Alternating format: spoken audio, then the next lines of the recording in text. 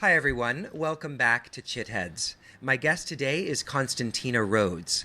Constantina is an acclaimed scholar of Sanskrit and the spiritual traditions of India, as well as a certified intuitive consultant and certified instructor of intuitive development.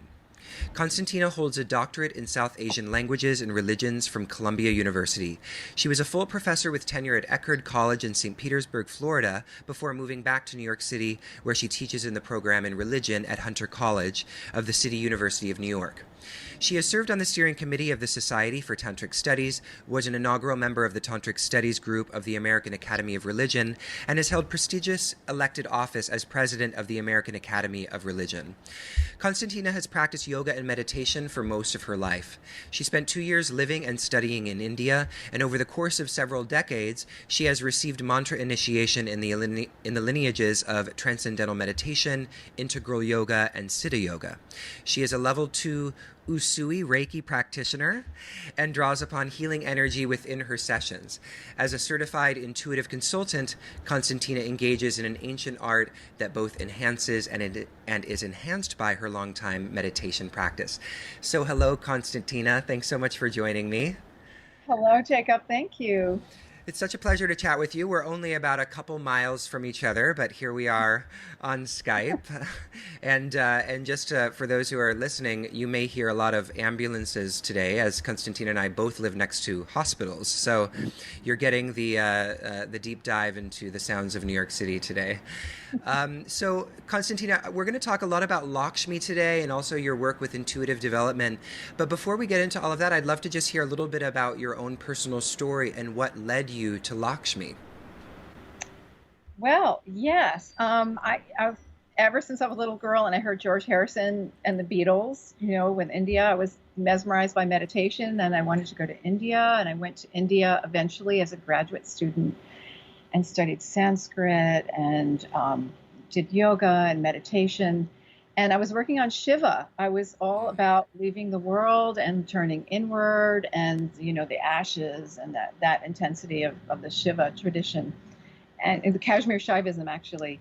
And I did my dissertation on that. I was really in that kind of rarefied element. And after my book came out, I was invited by Guru Mai Chidvilasananda to be one of her scholars. I was in the first group of scholars that she invited, and went up to the ashram in South Fallsburg.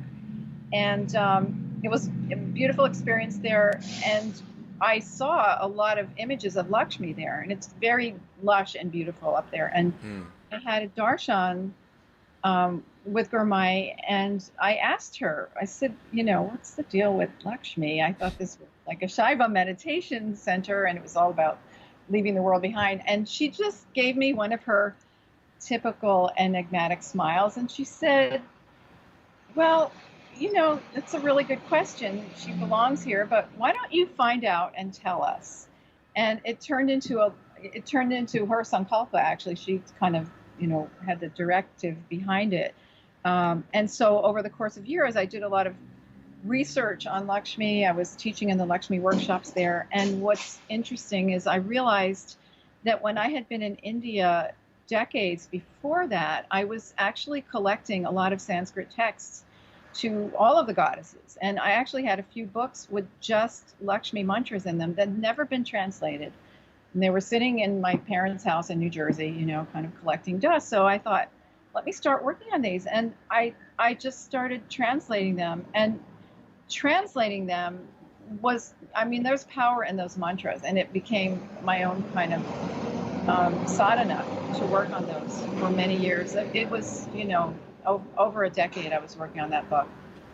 But what's interesting about what you said for me was, I've understood the Shaiva lineage. I can see where you're talking about the kind of up and out, but generally I've always thought of Shaivism as being kind of an into the body and an immanent, a more of an immanent rather than a transcendent prescription of practice. So when you're talking about the Shiva lineages as being more inward and less about the world, can you explain a little bit more what you mean by that? Yeah, well, it's true. You're right. It's about focusing on the body, but it's also about turning inward. For me, anyway, the esoteric Shaiva lineages were about tuning into the internal energies and kind of closing one's eyes a little bit to the world, and stepping away from a lot of the drama of the world, which is actually what all of us would like to do with all of our practices. But there was a little bit of pulling away from interest in the color of life, or in the financial aspects of life, or just sort of the tantric part of life. It was more like, let's get out of samsara. We're tired of it. And so it was, very deeply meditative. And then you come out of the meditation and you're like, where am I? What is this? And there was a disconnect. Whereas with Lakshmi, it's all integrated. Yeah. Yeah. As it is with many of the goddesses. Yeah. The goddesses are like that anyway. Right. They pull us into the world. So then who is Lakshmi? Let's just talk about, for those who have not, maybe they've heard of Lakshmi, but they're not really sure what she's about. Could you just give us a kind of Crash 101 course in who Lakshmi is? Yeah. Okay. Well, there's a picture of her here. Yeah. We'll go with that There later. she is. She is one of the goddesses of, and actually I would say the most beloved goddess in India. She is the embodiment of auspiciousness, prosperity, beauty, happiness, all the things that we would love to have in life when we're here. And, not worrying about tuning out of life. It's making life sweet, because she's, together with Vishnu, when she's in concert with Vishnu, they're the preservers and maintainers of the creation. So while we're here, we live life to the fullest, and it's about savoring life and jumping into all the things that life brings us that can be sweet. And sometimes people are afraid to do that because they don't know how to monitor it. So the deeper theology, if we want to call it that, of Lakshmi is, how to jump in and get it right, so that you're not pulling away, but you're not being excessive either. And I think Lakshmi's gotten a bad rap in the West anyway, because they think it's all about greed and hoarding. Yeah. Which is, I see that. I mean, people have liberty to do what they want, but I don't feel that Lakshmi herself is about that. I found too many things in her hymns and invocations that sort of caution against that. That's really not what she's about. She's about flow and generosity and expansion and, sending out, bringing back, connecting. Yeah. So, yeah, and in your book, I feel that very much. There's such a nuanced understanding of Lakshmi, and your exploration of her really does intersect with a lot of different other deities. You talk about Kali in the book, and so there's a fierce sort of expression of Lakshmi, and I hadn't really thought about Lakshmi in relation to the tantric tradition so much. I mean, I've seen some Lakshmi chants in the Nectar of Chanting book and all of that. So I know there's some kind of relationship to some of the Shaiva lineages, but it was very interesting to read your book and to learn more about it. So, but before we talk a little bit more, I guess, about that connection to the tantric tradition, what are the four I can't remember what you call them in the book. I guess abodes of Lakshmi. Would that be an appropriate way? Do you know what I'm talking about when I say that? Her wealth, or her yes. Where do you find her? Where does she? Yes, exactly. Where does she show up? Yeah. Okay. Yeah. I love that, because it's so basic about where she is. So a lot of the hymns talk about her as, oh, beautiful goddess, you express yourself as Dharma, Artha, Kama, Moksha. Yeah. Dharma is your life path and how you connect with other people, and in your etiquette with other people, and how you behave in community. But it's also like how you connect with your body as being a human being. Are you comfortable being on the planet? Some people, that's a teaching, how to be comfortable here. Yeah. So I'll say that quickly, and we can look at them more together. So Dharma, and then Artha, of course, is probably her most famous expression, is material wealth. Yeah. And Artha means material wealth It's also, she's, when they invoke her, they call her Dhanada, which means bestower of wealth. Dhana is also wealth. But Dhanada and Arta, it's a little bit different ways of expressing wealth. But in general, it means things that help support your dharma in this world. So, a home, good food, your family, loved ones. This is your wealth, as well as your money, and paying attention to your money, and being a steward of your finances, and not putting your head in the sand about it, which is, you know, kind of what Shivites do. I don't know, not all Shivites, but we do that, right? When we Yeah. are on a spiritual path. This is something I've been thinking about for a long time. In fact, it's some of my next work is going to touch on that, and I'll tell you about that later. But anyway, that's the arta. Now, kama is the third one, and kama, Kama, kama, is pleasure, is enjoyment. It's can be lust. It's sexual. It's sensual, and it's savoring. It's slowing down to really enjoy every moment. And I think, from the outside, it looks like New York is all about kama. When we're in New York, we're like, where's the kama? Where is our breath to slow down? And Lakshmi is really about the beauty, being slow and savoring the beauty, and looking at colors, and paying attention to how you present yourself in the world, and having fun and enjoying life. And and some of the tantric practices too, of course, are sexual, and that's sort of a separate topic, but it's related in that the spiritual and the material are constantly weaving in and around each other, and they're both methods of exploring spirituality. And that's what keeps them sacred. That's what keeps the body, charged up with sacred energy, is when you view it as a vehicle of this sacred energy. Yeah. So the fourth one is moksha, which is liberation, and in classical Hinduism, it means release from samsara. Right. And that's an aspect of Lakshmi too. Although I feel that there's a little bit of a tweaking of what that means. It's more like she is siddhi rather than moksha, meaning siddhi is power, right. Sacred power. And it's a different kind of liberation. It doesn't necessarily mean you have to leave the world, but it means you move through the world with a certain kind of powerful impetus. So you're surfing the Shakti, as I like to think of it. And okay, today was really great. Wow, let's groove on it. And tomorrow, or the next day is like crash. It's awful, but you don't recede to the cave. You just like, okay, let's see what we do with this energy and ride it. It's just part of what's the deal here. Yeah. Which I think that's one of the hardest aspects of thinking about any of the tantric philosophies, is that it's, it's our perspective, it's our drishti. How are we moving through what's happening, and turn it around again, how to serve us better.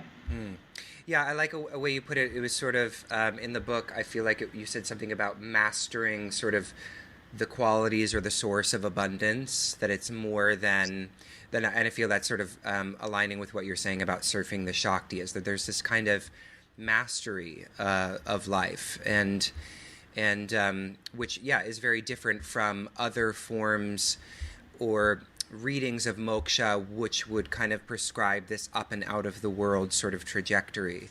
So I like that you make that distinction. That's really beautiful. So kama, arta, dharma, and moksha. And most often it gets associated with arta, material wealth.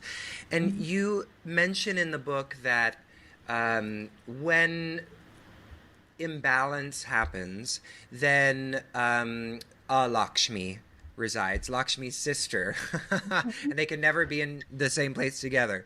So, would you, because since many people I feel like don't know about these other abodes of Lakshmi, it's most often she's associated with just material wealth and, chanting her to get, financial boons or whatever. Do you feel like forgetting about those other abodes of Lakshmi, those other ways in which Lakshmi resides in our life, could be an example of allowing that Lakshmi energy to become imbalanced towards a Lakshmi? Oh, that's a very interesting way to think about it. I think so. In my workshops, I always allow some time for people to really contemplate how their lives are going in terms of the four aspects of Lakshmi. I mean, they like write it out and it's a graph and it becomes very evident. Okay, there's something missing here. What's the energy there? And we could say it might be a little bit of Alakshmi or a lot of Alakshmi, meaning poverty consciousness, tightness. She has a lot of epithets. One of them is Atula, meaning imbalanced. And I think that's so true with how, we can be off balance and we try to do this, we run here, we run there. We don't have steadfastness, dhairya, which is one of the aspects of Lakshmi. So this very interesting idea that if you don't pay attention to invoking Lakshmi, in whatever that means, whether it means chanting mantras or just being conscious of, hey, I would like Lakshmi to be around me. What does that mean? What do I have to do? How do I become like her? If you don't do that, then another way to think about Lakshmi is like atrophy. It's just like there's the dust, there's too much covering it over. Yeah. And it's inertia. And there's a very interesting image of Lakshmi in the iconography where she's dressed exactly opposite of Lakshmi. So Lakshmi is like a bride and Lakshmi is like a widow, which is extremely inauspicious. It's the symbol of we might as well be dead because we're dead in this life. So no color, no jewelry. This is how penury is shown. She's very, very skinny, not like model thin, but skinny, bony, bad hair, and she's she's sitting in a chariot. And in Lakshmi's imagery, horses are part of her strength and her beauty and power. So Lakshmi is actually, it's not a chariot; it's more like a cart, a very simple country cart. And the extensions are there for the horses, but the horses have left, so she can't get anywhere. So being stuck, right? And so how many people say like, I'm stuck, I don't know what's going on, and that's kind of the manifestation of what that feeling is. Yeah. And of course it could be much worse. All kinds of bad luck. But there's one aspect of Lakshmi which actually comes from the tantric side of the goddess, and that is there's a whole category of goddesses called the Dasha Mahavidya, the 10 wisdom goddesses, and we can talk about that more later with Kali and all. But there's one named Dhumavati, which means the smoky one. She's all kind of covered with smoke and haze. And she, in some ways, is an embodiment of Lakshmi. But and you have to kind of ascertain which Lakshmi is here. When it's Dhumavati, when it's the tantric form of Lakshmi, it often means that things are grinding to a halt because you're really not supposed to be going in the direction that you thought you were supposed to be going in. And your soul or your kind of spiritual blessing shows up and puts an end to stuff that you thought was going so well, like when you break up with a partner or whatever. It's just wow, this seems like a bad thing, but what it makes you do is pause so that you just sort of let your thought stop, and you don't try to pick a new direction until you just stop, go into the haze. It's a little bit, it's very Shaivite like that. Yeah. Then you wait and see, invoke Lakshmi to come back and see where your new direction can be. Even in the darkness, there's blessing. Yeah. You have to know how to ascertain it. And I think too many people miss the boat when regular Lakshmi is there. Sometimes it just means like clean your apartment, do some feng shui, um, you know, clean out your computer. It's like basic stuff. It's energetic. A lot of Yeah. it's energetic and physical. So let's talk about the iconography of Lakshmi a little bit. And since people can't, most of the people that are listening to this won't see us, I mean, we could lift up your book here and look at one of these images. I guess let's just talk about this image of Lakshmi and just sort of being mindful to the fact that, people are listening, not seeing this. So would you just, what are, from what I understand, we see similar things in a variety of different deities in the iconography of the goddess. But what is particular to Lakshmi generally? Okay, yeah, that's a good question because sometimes it's hard to know which one it is. And probably one of the first things that we can notice, she has 4 arms. Many of the goddesses have 4 arms. Mm-hmm. My cat is climbing up my chest. Okay, there we go. Got her. Cute. She has 4 arms. When she's together with Vishnu, she usually has 2 arms. She's more like human. The 4 arms, like many of the other goddesses, they have a lot of arms because they do a lot of things. I only have 2 hands, we humans say, but the goddesses have more. But the 2 lotuses and her 2 back arms, she is the lotus goddess. And the lotus represents many things, but it's really core to Lakshmi. One of her names is Padma or Padmani, it's lotus, meaning that, and she's seated on a lotus, and she has the 2 lotuses. The roots of our life are in the mud and in all the muck, and then we just have to deal with that. And then the flower itself is above the water, and then goes up into the heavenly realm. So there's purity, and there's dealing with the mud at the same time. So all of these realms are in the lotus. So when you see a goddess holding 2 lotuses, I'm pretty sure it's Lakshmi. Of course, her lower left hand is completely open, and coins are coming from it. And as far as I know, the only goddess who has these coins dripping out of her hands. Pouring out. So people are like, yeah, this is my girl. I wish I had that hand. I mean, what's so cool about it too is, it looks so natural. We don't think about it, but I like to think of it. She doesn't have her hand closed and pick out 1 coin for you. One's for you, one's for you, one for you. I don't like you. It's like the sun. It's shining down. So some of the connection with Lakshmi is knowing how to stand under the shower of coins. So they're continuous, even though she's chanchala, she's fickle, but the coins are continuous. It's part of her flow of energy. And her lower right hand, other deities have this too, is fear not. Don't worry, I'm going to take care of you.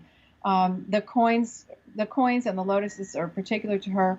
Also, the elephants, often she has elephants lustrating her in the background. That represents fertility.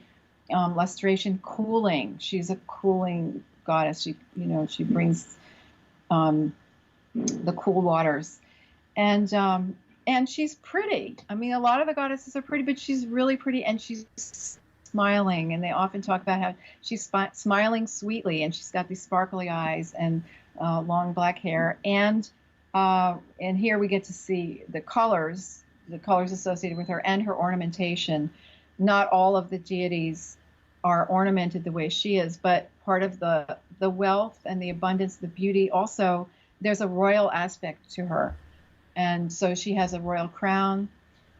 She brought in the wealth to the kingdom. So in traditional India, the kings did these really amazing ceremonies to invoke Lakshmi, to bring her in. They were tantric ceremonies to actually have her reside in the palace. So she has that ornamentation, lots of gold jewelry as well, but the crown, and she's got lotus pond around her. And every picture varies, but some of these main elements, you see those and there she is. That's Lakshmi. Beautiful. So that's Is it? beautiful. So we're talking about the iconography of Lakshmi, and now I just want to ask you kind of a question about, and maybe you encounter this sometimes in your workshops as well. Someone who has a very kind of literalist understanding of deity, who was raised in a Judeo-Christian household where the manifestations of the Godhead are literal, and and the physicalist representations are meant to be taken literally. How do we understand Lakshmi? Like, what is the status of the images? Are we meant to think of Lakshmi as literally this woman somewhere out there cascading coins down upon us, or is there a more esoteric way of thinking about this? Oh, yeah, wonderful question. I love it. And I have to do that sometimes, depending on the Yeah. audience. Um, it's very easy, and it's absolutely correct to just translate this as the source energy of prosperity. And what do we mean by prosperity? We mean actually is life force.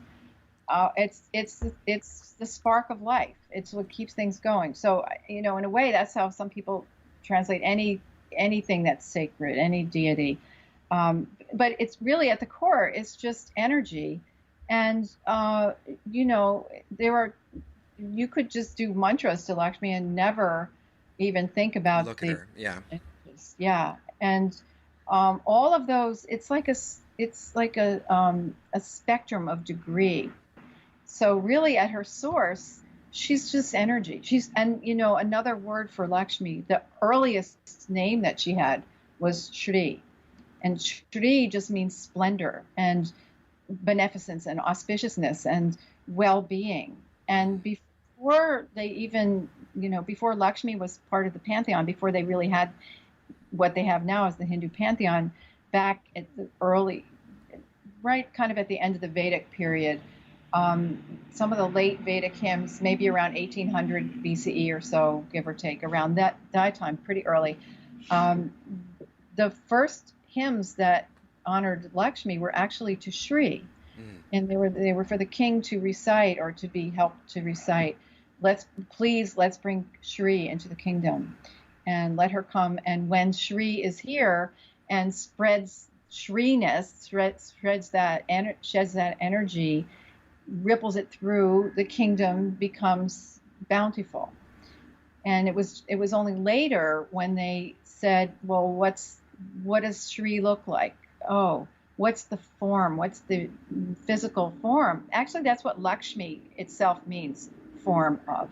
It just means a manifest. Ah. So it's really technically, her name is, we could say Shri Lakshmi. It's the form of auspiciousness. And then, there are other forms. So if you back it up and take away the physical form, there's still Shri. Mm. That's what we can think of that splendor as, other traditions have names for that splendor, or that holy light, or consciousness. There's lots of ways that it plays out. So it's really not a problem. So yeah, and it's kind of like because I feel like maybe one of the ways of thinking about it would be that splendor as a kind of quality is not something that's sort of man-made, but is something that's sort of in the energetic tapestry of whatever it is that's that is holding us all together, and that that splendorous energy kind of takes manifestation in the lives of human beings or whatever, but it's pre-human, or it's like before our conscious experience or something like that. Yeah, absolutely. That's beautifully said. Yeah, the tapestry. That's exactly. It's a beautiful image, because it is sort of behind that, or beyond that. It's sort of the bindu. It's the starting point, before the creation kind of extended outward. Yeah. And that's what was Shri is in that too. Mm. Mm. So now we talked a little bit about Vedic Lakshmi. You started talking about Vedic Lakshmi in the form of Shri. So let's talk about the different Lakshmis then. Maybe you want to, I don't know if you want to say anything more about Vedic, and then we can talk a little bit about the Puranic and the Tantric forms of Lakshmi. Yeah, well, just a little bit more about the Vedic is when she did come to Earth, and the king was enumerating what it felt like when Lakshmi was here. That's some of the earliest expressions of Lakshmi as the cow, the sacred cow, and embodied in cattle. So when people in the West sometimes say, "Well, why do they have a sacred cow? What's up with that?" It really it's really, she is embodied in the cow, who brings milk, and everything that exudes from the cow is abundant, and they actually have go puja, the cow ceremony, where they honor the cows as Lakshmi and they dress them up, and it's very pretty. So it goes back to Vedic early times. But yeah, so we could talk about Puranic now, and that's a little bit more medieval, beginning around the 5th, 6th century or so in India. That's where we have the images. Okay. Lots of different personalities, lots of different names of Lakshmi and of Alakshmi, lots of the sacred narratives, and her consort with Vishnu. And because Lakshmi and Vishnu, especially in the Puranas and the epics also as well, the Ramayana, the Mahabharata, their place was to preserve, maintain this creation. Whenever the world was at the brink of disaster, the gods would ask Lakshmi and Vishnu to come in and intercede and maintain Dharma again. So they really embodied Dharma. So every time Vishnu, in all of his incarnations, came to Earth, Lakshmi came with him. So she has various incarnations as well. So Sita, for example, people understand Sita, that's her story, but she's really Lakshmi behind that. Oh, so, okay. It's like a persona that she's wearing for that story, but it's Lakshmi. And sometimes it's a flower, Radha, with the whole Radha Krishna cycle of stories, Radha, and also Rukmini. So Radha was the beloved of Krishna, and Rukmini was his wife that he was married to. She was a queen. Both of them were aspects of Lakshmi. So she has many different forms, and this is where a lot of the ceremonies, the pujas, developed for honoring her and worshiping her, and really becoming like her. To invite her, you have to kind of become like her as much as you can, so that there's a connectedness. I want to say, like what we would call these days law of attraction a little bit. Yeah. So that what I understand in her theology is you can get closer to Lakshmi by recognizing what's already working in your life and articulating it and saying, this came from Lakshmi, or if you don't want to use that word, if it came from the divine source of all abundance and all majesty and beauty. And to articulate your life is like completely, black. There's nothing there. It's nothing, kind of at the brink of exiting this world. You're kind of announcing to Lakshmi that you don't really believe she exists. You can't even get a sliver of that understanding. So there's a kind of responsibility to show up and say, like, I see you. Can I have more of you? And a lot of the prayers are they're not so much about come here. Well, they are there, but it's like, you're already here. Expand things, make yourself bigger. Give us more of what you are. And so it's subtle, but I think it's a really powerful way to be. I mean, in some of the pujas, in the Lakshmi pujas, the instructions, in addition to all the technical things that the priests have to do and the pujaris and all the hymns, people have to dress in these beautiful colors. I don't think I mentioned the colors like red and gold and green, that represent life force and splendor and the green earth. And to speak sweetly and to smile sweetly and to be in tune with what her energy is. So it doesn't, you could just show up and have your mind still agitated or have your cell phone and, paying attention to what's happening out there, but to really fully imbibe her energy in the puja, you want to kind of commune with her. And it can be really a really beautiful experience. More beautiful doesn't even begin to explain it, really. Yeah.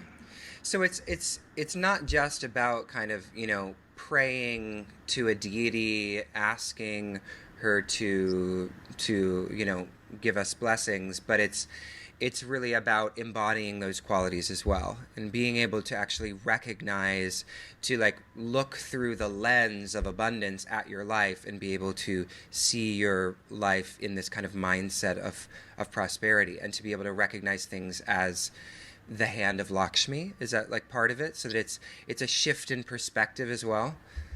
I would say so, yes. And so, there's a little bit of work to be done psychologically Yeah. and, other ways, which is not always so easy because the way, life is. And because she is a deity and her nature, this is like I think I said this before a little bit, one of her epithets is chanchala, which means fickle, it means shimmering. So Mm. if you think about fickle, it's like, oh, I don't like fickle, but shimmering that's a part of her beauty. It's like sunlight on water. It's shimmering. You can't get the whole thing, but it's like kind of dazzles you. Yeah. And we even say like a scintillating woman, right? So it's got that sparkly quality which you can't quite get. And as it's very true with Lakshmi. It's probably true if you think about most of the deities. If you can completely contain them and they become like solid and opaque, then that's not really the deity anymore. It's your human level of things. So there's great mystery, really. And when you pray to Lakshmi or to that source of abundance, the scintillation part, it's like she's also Lady Luck. And maybe you're going to get what you pray for, and maybe you get what you need, as Mick Jagger says, and maybe you don't get it right away, or maybe you don't get it at all. And it doesn't mean you shouldn't do it because you're moving toward that process. But in the background of all of this is karma, and we never know really how much karma is clogging up our good luck. But what all of the texts say, all the way very early on, when you do make that effort, it starts to erase a lot of your heavy karma. So you don't always know what the outcome would be.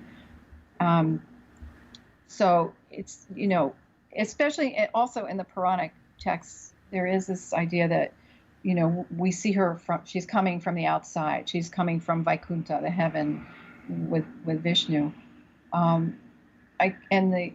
I don't think I've finished talking about the third aspect of Lakshmi. You want me to go into the tantra? Yeah, let's do it. Yeah. Because that's sort of the next thing with the worship. One of the designating differences with the tantric Lakshmi, and a lot of it overlaps with Puranic, especially during the same time period. But many of the tantric texts then, they take the personality of Lakshmi, who's this beautiful woman, and it's all sweet and smiling, and she comes from the heavens, and they add another dimension to it. Or we could say the other dimension is there, but the tantrikas have privy to the vault behind everything else. And what's in the deeper aspect of Lakshmi is that some of the texts say that identify her as Kundalini. She's the inner Shakti. She's out there. She's inside of us. We're all really all one anyway. But where is Lakshmi? She's deep inside of you. Yeah. So when you're calling on the goddess, it's not just drawing her down from the heavens, but you're churning her up. You're igniting her. You're igniting that inner Shakti. And so it's a more internalized process. And that, again, the esoteric traditions require more work with a spiritual teacher who can help navigate that Shakti, because it is really powerful and it can sort of fry you if you're not doing it right or having it done right or whatever. Yeah. And the tricky thing about Tantra and that deep energy, it is holistic energy. So that's where we get back to the Dasha Mahavidya, the 10 wisdom goddesses. That's where Lakshmi can turn into Kali. And they're part of the same thing. They're really just part of that divine energy where, women will recognize this. We recognize this in ourselves, and the men around us sometimes begrudgingly have to recognize, you were Lakshmi this morning. Why are you Kali tonight? What's up with this fierce mood, which is, that's just a human manifestation. But the goddess, in her largest sense, is all aspects of the cosmos and all aspects of human experience. So that the dark, ferocious side of Lakshmi, or we could say of Mahalakshmi, is it's more than two sides of a coin. I don't even think of it as like a Janus-faced coin. It's more like a sphere. Yeah. And all, kind of one. So it's a deeper experience of her personality. Would you be willing to share a myth of Lakshmi? I'm sure you know a few of them. Yeah, actually, one of my favorite stories of Lakshmi is not so well known, and it's a little shorter too, so it's a little easier to tell the whole thing. Okay. But I mean, none of them are short. They all have like a backstory. But this comes from Orissa, which is in eastern India, and it has to do with how, I was talking about how Lakshmi has to do with royalty. So there's this sort of backdrop of caste, which is, an ancient Indian stratification system. And in this story, it's the time of Diwali, which we're coming up on now. We're at the Festival of Lights. And Lakshmi goes out. So she's married to Vishnu, or Narayana, as he is in the story. And one of his brothers is there. So they're all in their celestial abode.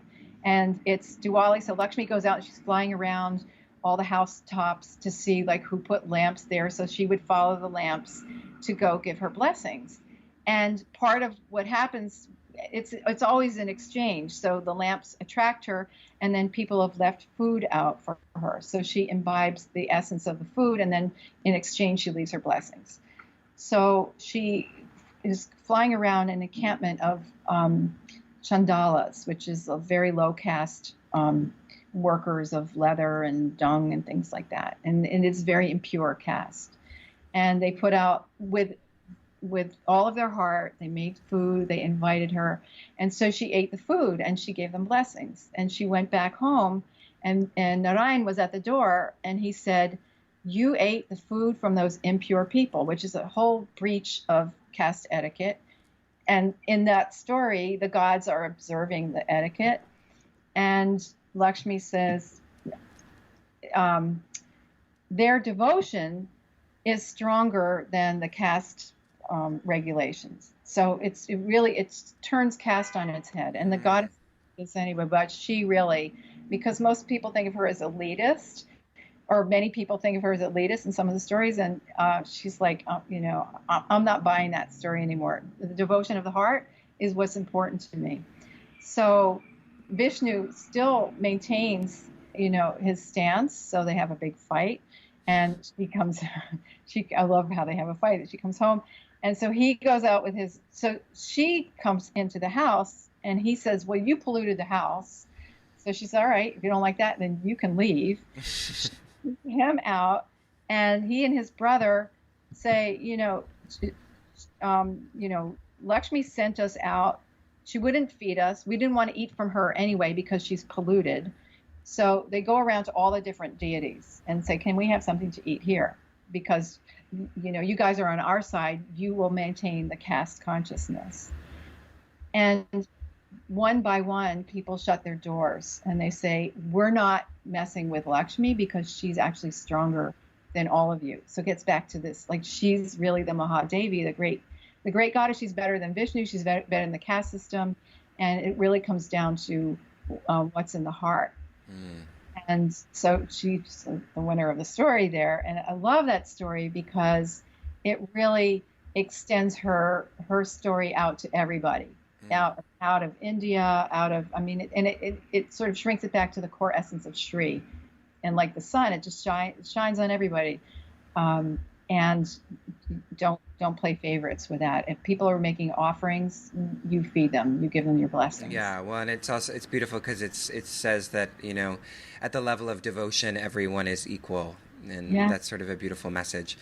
So, just on that kind of, I guess, social justice angle, one thing that I was just thinking about when I was reading your book was how, Lakshmi is often associated with sort of domestic life, and Lakshmi is, women are an expression of Lakshmi.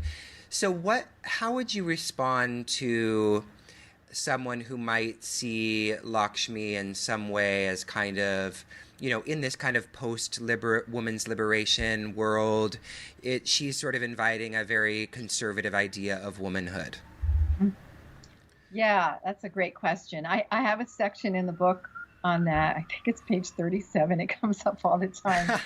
I love that you know exactly the page. I just have to confirm that. Hold on. I think it is, but check. Yes, it is. Yep, there it is. Amazing. Well, I actually gave a workshop a few years ago in Brooklyn at a yoga studio called Lakshmi and the New York Woman. And I focused on that. And the whole first half of the workshop, everybody was mad at me for talking about that. But we turned it around, because what I did was I focused on that aspect of Lakshmi, like many of the goddesses, but especially with her hymns extol her as you're an expression of all women. And there's one aspect of her is Grihya Lakshmi, domestic Lakshmi. It's Lakshmi of the home, who's actually, when you understand it, she's a kind of microcosmic image of Rajya Lakshmi, the Lakshmi of the royal palace, which is the home of the whole kingdom, which has a lot of splendor, Aishwarya, royal splendor. So right away, the image is that the home, the domicile, is actually a mini kingdom, and it's not a place of drudgery. So, we have to kind of back up to our understanding of what it means to do housework. And I liked what I was quoted in my book. There was a Vodun priestess who talks about that too, how you can turn housework into like ritual if you do it with intention. So the point here with Lakshmi is, yes, it can be used abusively, like, okay, you're Lakshmi, you have to stay here and do the dishes. But it's really it's really not supposed to be that. The way I really understand the text is that if a woman truly identifies herself as connected with a goddess, in her heart, her whole being, and even in a tantric way, her whole essence as a female, wherever she goes, she exudes energy. So wherever she lives, she's living in the home, and she has to maintain her energy and understand that she's almost like radioactive. Like what she does magnifies outward.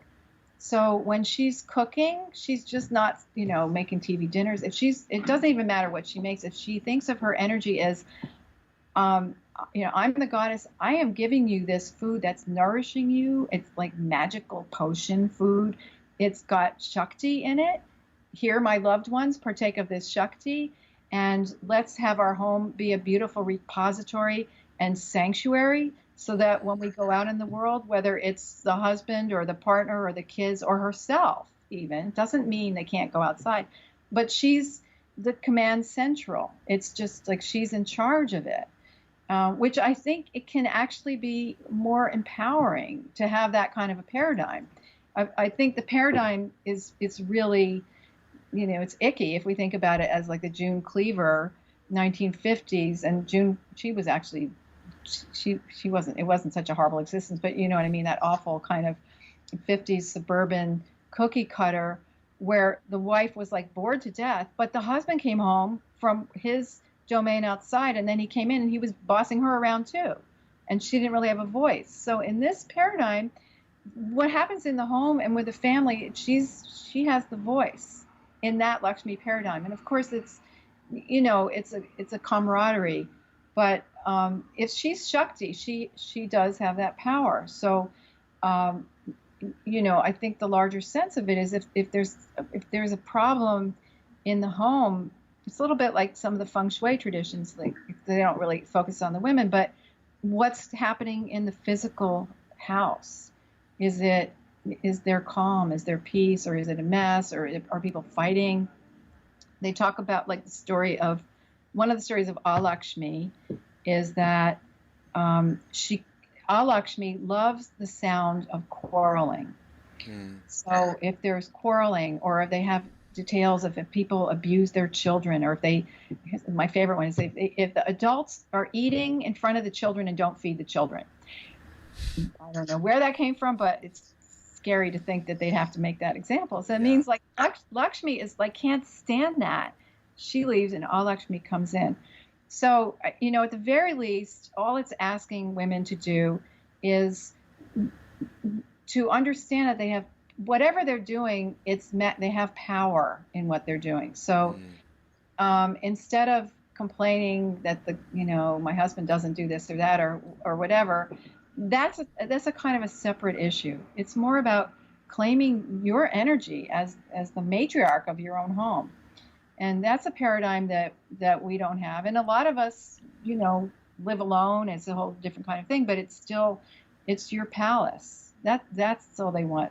That's all it means. And it's hard to grok that in our culture, I think. Yeah, no, I appreciate what you're saying. So now I want to ask, as we sort of move towards our last couple of topics, your book is called Invoking Lakshmi, the goddess of wealth in song and ceremony. And so a lot of the book is about the songs and the hymns of Lakshmi. So I would love to just hear about what is the relationship between Lakshmi and sound or song.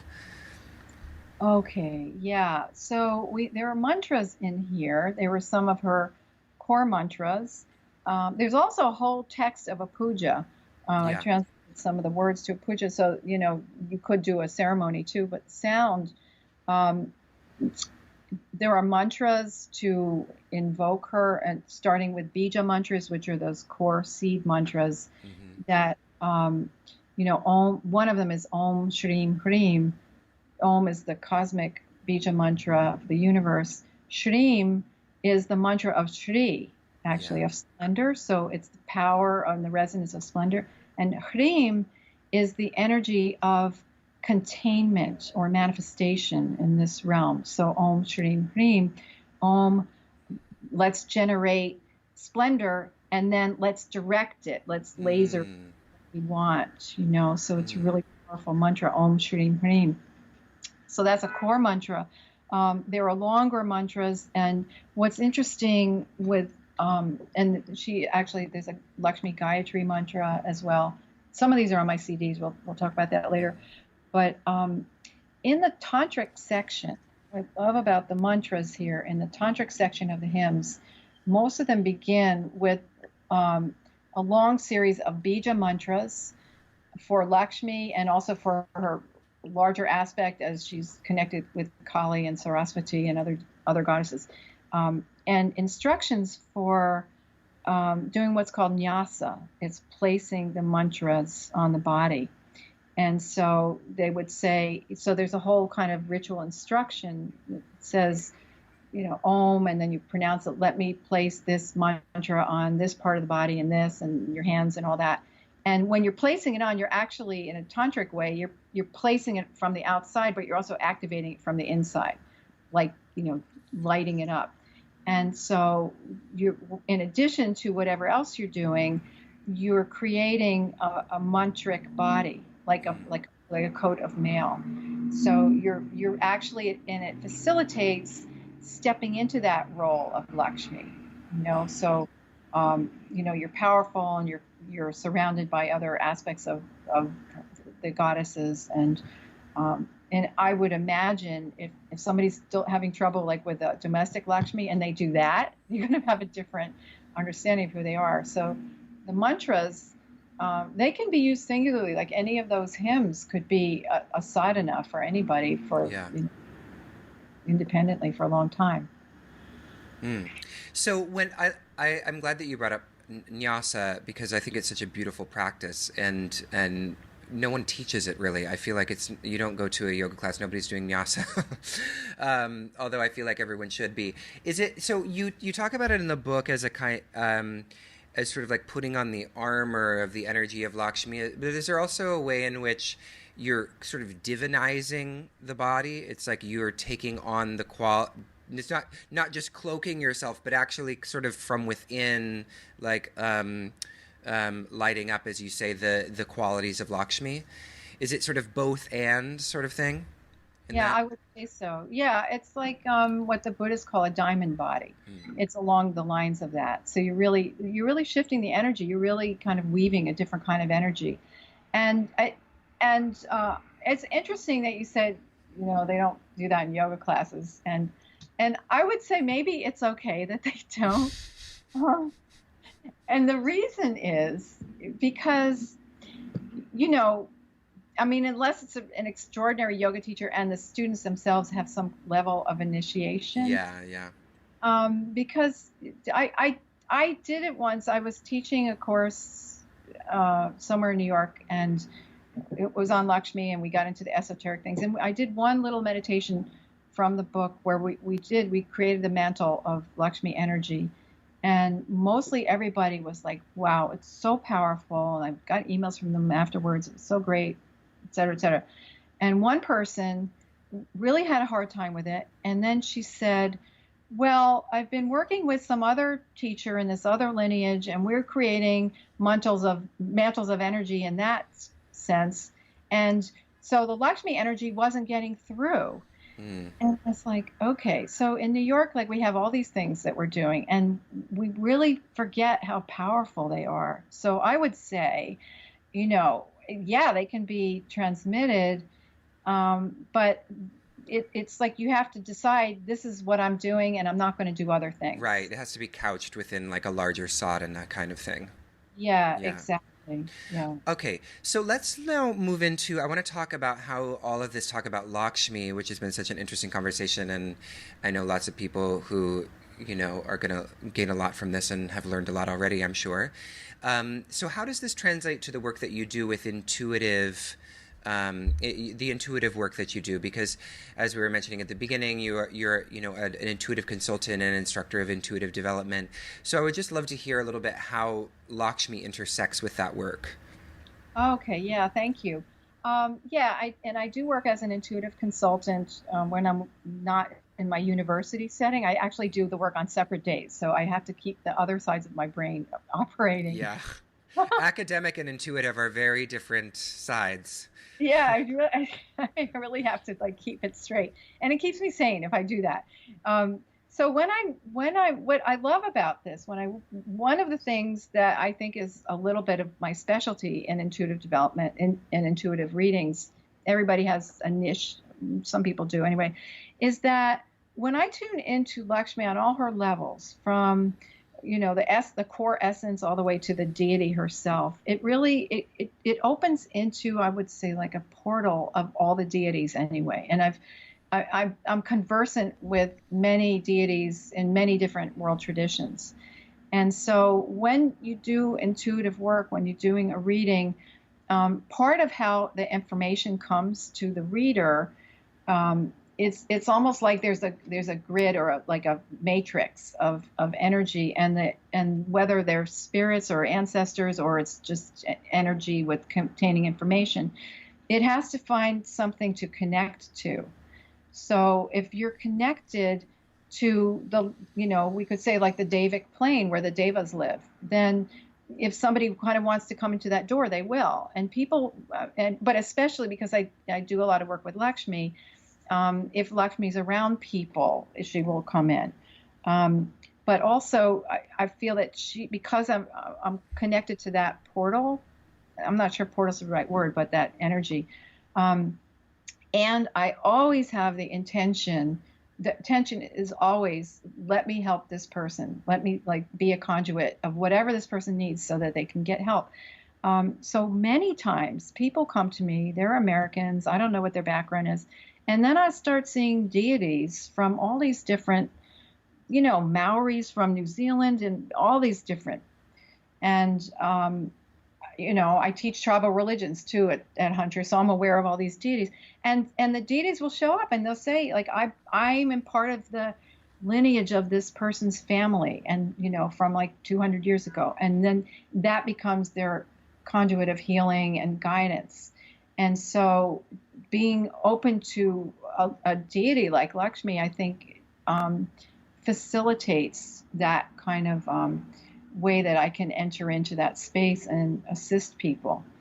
And it's always mind blowing when that happens. I mean, we laugh, we cry, we're like, oh, and I can't even say where it comes from. And I've had people that I've worked with. It's happened recently somewhere. I was doing kind of a group spirit message circle here in Manhattan. I hadn't done it in quite a while, and I hadn't done it in 7 years actually with that particular group. And there was a woman there from China, and I was the only one who got a message from her, and it involved like a shamanic Taiwanese deity or something. And she reminded me, she said, when you used to come to these circles, that ancestor of mine could only speak through you. And it's been 7 years and I haven't heard from him. And now I'm with you, and he came through because he knows he can talk through, he wasn't channeling, but he could communicate through you. And I really feel deep down that it came through, it's through this connection with her and through the mantras too. As I was working on the book, and a lot of that time I was working in the ashram and meditating. I mean, I had a really sometimes extraordinary experience of just the Sanskrit itself, the mantras themselves. I didn't even know what it was, but I could feel like the power in it. So some of this discovery is, I'm just learning as I go, but I trust it. So is this faculty, this kind of intuitive access that you have, is this something that has been cultivated over time, that has sort of emerged for you over the years of your practice? Or is it something that you felt from a young age? It was always there a little bit from a young age, but, everybody's really intuitive on some level. I mean, it's part of how the heart works. But I had a little bit more experience of it than other people. But when I started meditating, it started to open up. And I realized actually in Patanjali's Yoga Sutras, in the third book, where he talks about the yogic powers and all, like one of them, he has a lot in there about intuition opens up as a result of doing yoga and meditation. So, and actually in some of my workshops in the yoga studios, that's the starting point. So like, let's look at our intuition, not just as hit or miss, but we develop it. So I actually studied it. There are, the way I teach it, there are courses you can learn to develop it incrementally.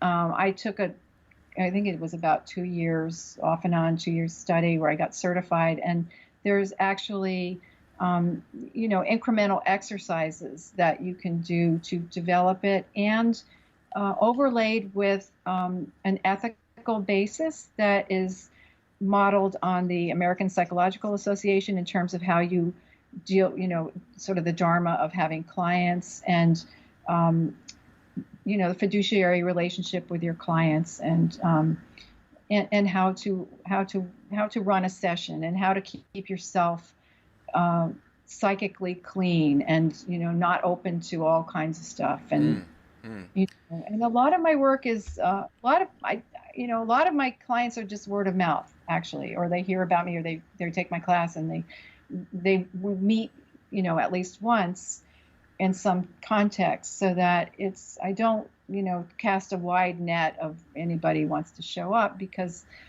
I could, but right now I just choose to be, and I love reading within the yoga community, because they're already kind of in the same orbit, and they're open to it. And so it's really, a session is like when you worship Lakshmi, it's not just one person tells the other, but it's, I'll start, and then the person will feel it. They're like, yeah, I get it. And they're kind of dancing with me through it. It's really nice. Yeah, that's beautiful. I mean, I'm really on board with this kind of cultivation of the intuitive faculties. And it's interesting that you mentioned the cities, because I interviewed, Dean Radin, who's doing scientific research on like essentially the Siddhis. He wrote a book called Supernormal, which is a sort of funny looking book. But I mean, he has done really fascinating work, like showing how, well, this has not been news for, I mean, this has been news for quite some time, but of course we still have this sort of scientific orthodoxy that doesn't believe it's real and blah, blah, blah.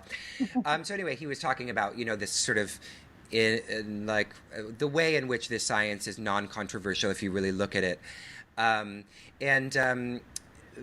one thing that I just have a question about for you, I guess, is sort of in my own life personally. I always struggle with whether or not something is my intuition or if it's like fed by my own, negative samskaras or my kind of like the traumas of my life. Like, is that coming from the predispositions that are informed by my own, like, upbringing, or is it actually coming from this kind of underlying intuition? Like, how do you discern between those two, risings up, I guess? Yeah. So the fear or the desire getting in the way. Yeah. And that's the $1 zillion question. And that's really what makes all doing intuitive readings. It's a real art.